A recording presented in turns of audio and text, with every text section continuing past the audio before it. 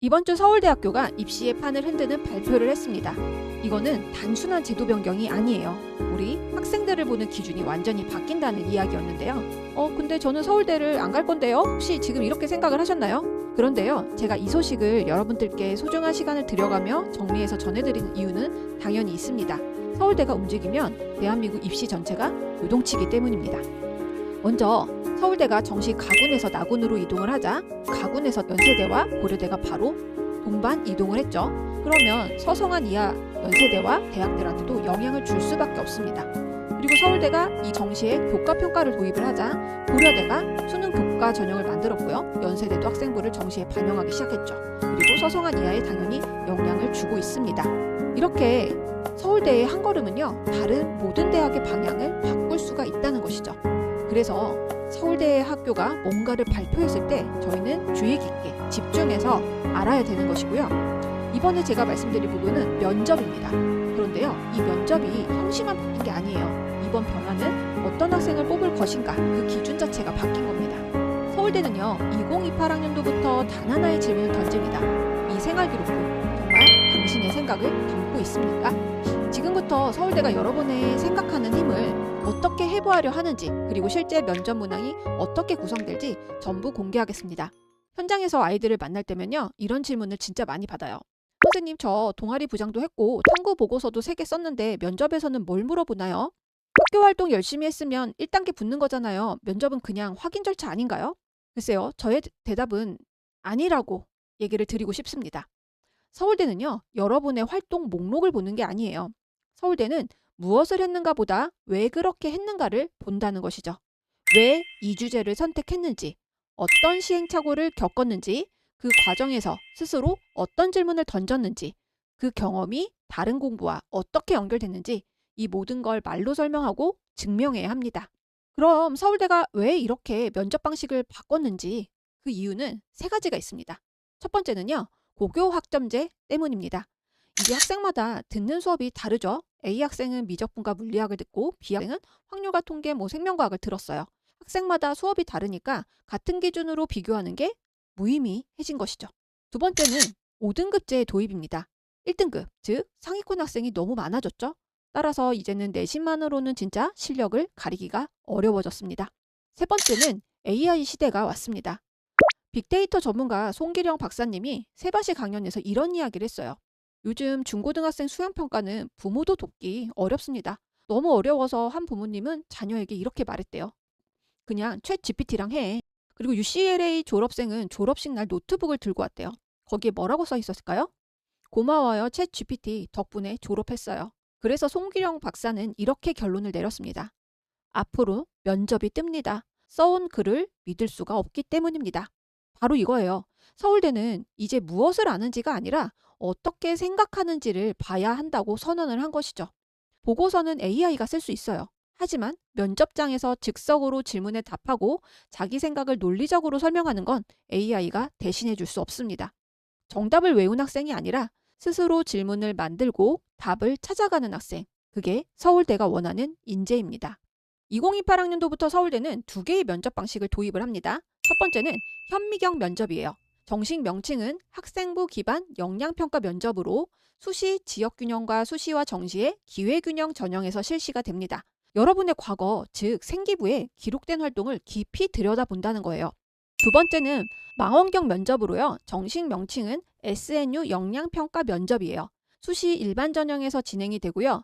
제시문을 바탕으로 여러분의 잠재력, 미래를 평가합니다. 두 면접이 이름은 비슷하지만 완전히 다른 게임이에요. 지금부터 하나씩 뜯어보겠습니다. 먼저 학생부 기반 역량평가 면접입니다.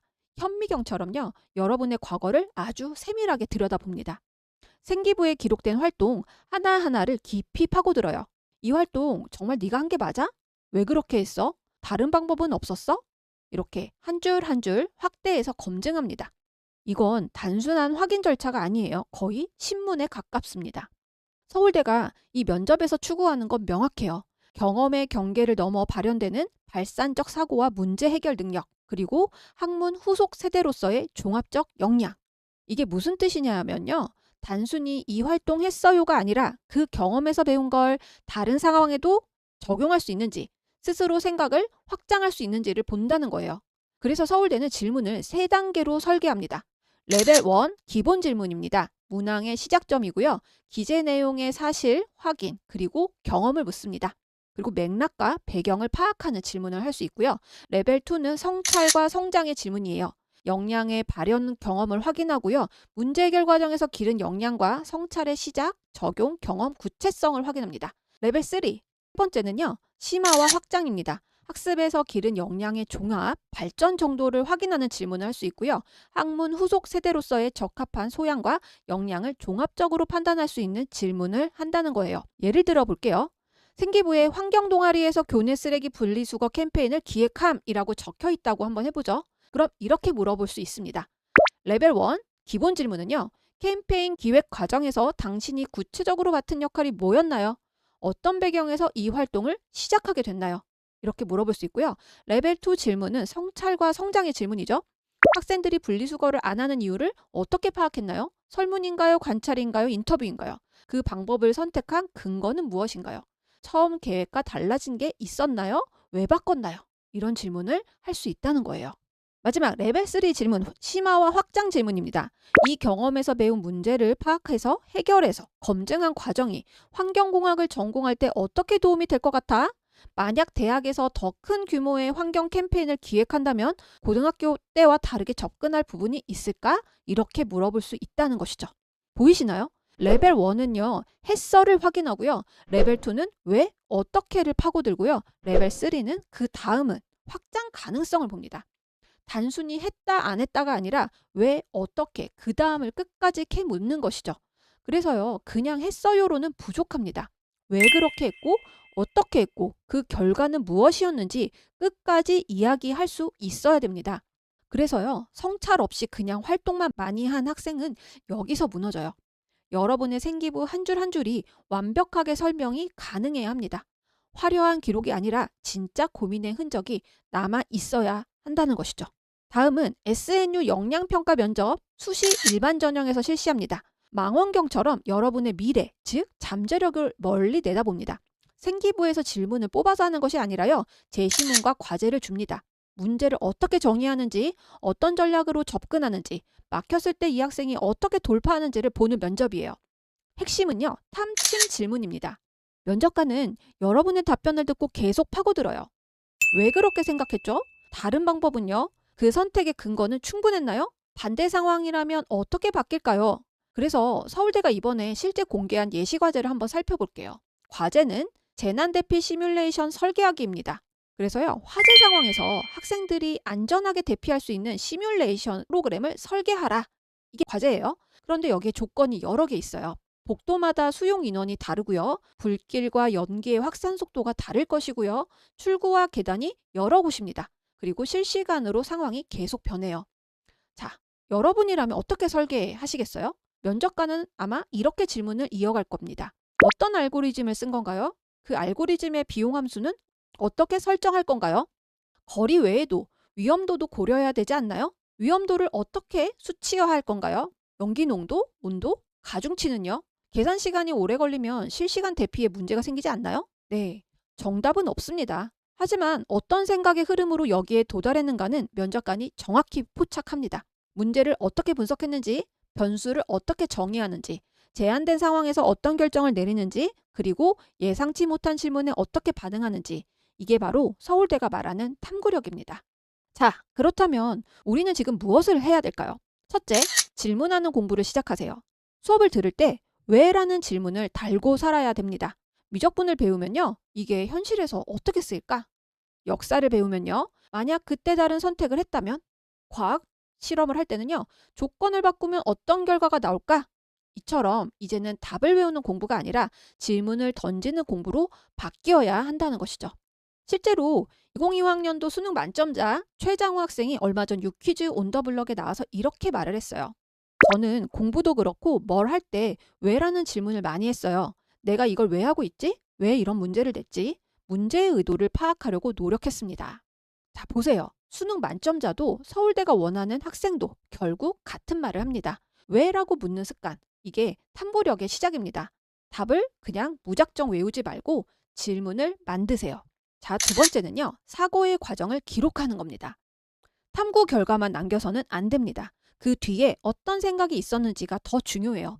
처음 어떤 계획을 세웠는지, 어떤 점이 실패했는지, 그 실패를 어떻게 바꿨는지, 왜 이 결론에 도달했는지 이 생각의 흐름을 정리해 두는 게 면접에서 나를 지켜주는 무기가 됩니다. 세 번째는요. 토론하기입니다. 혼자 생각만 해서는 변화가 없어요. 친구나 선생님이나 가족과 대화하면서 자신의 생각을 설명해보고 반론도 들어보세요. 아, 그러면요. 내가 이 부분을 놓쳤구나. 이걸 알아차리는 순간 여러분의 사고는 깊어집니다. 서울대는 바로 이런 학생을 원합니다. 완벽한 정답을 가진 학생이 아니라요. 다른 시각을 받아들이고 자기 생각을 발전시키는 학생이라는 것이죠. 서울대의 2028 입시 개편은 그냥 면접 방식이 달라진 게 아니에요. 가짜 탐구를 걸러내고 진짜 생각하는 학생을 찾겠다는 선언입니다. 이제는 묻습니다. 여러분의 생기부는 10면접을 견딜 수 있나요? 여러분의 탐구는 왜라는 질문에 대답할 수 있습니까? 그리고 여러분은 정말로 생각하는 학생입니까?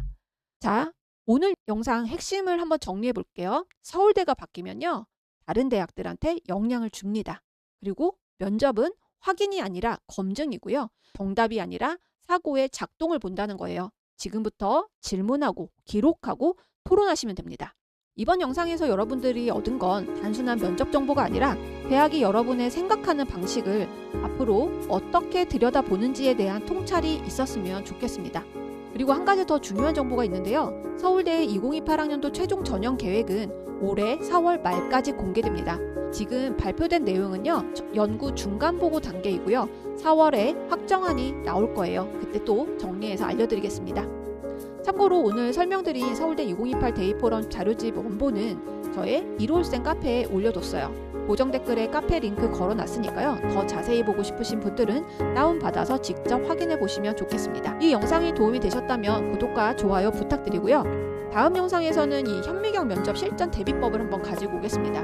면접장에서 실제로 어떤 질문이 나올 것인지 그리고 어떻게 대응하면 좋을지 실전 시뮬레이션으로 보여드려 보겠습니다. 여러분의 진짜 탐구 여정 끝까지 응원하겠습니다. 지금까지 1호쌤이었습니다. 감사합니다.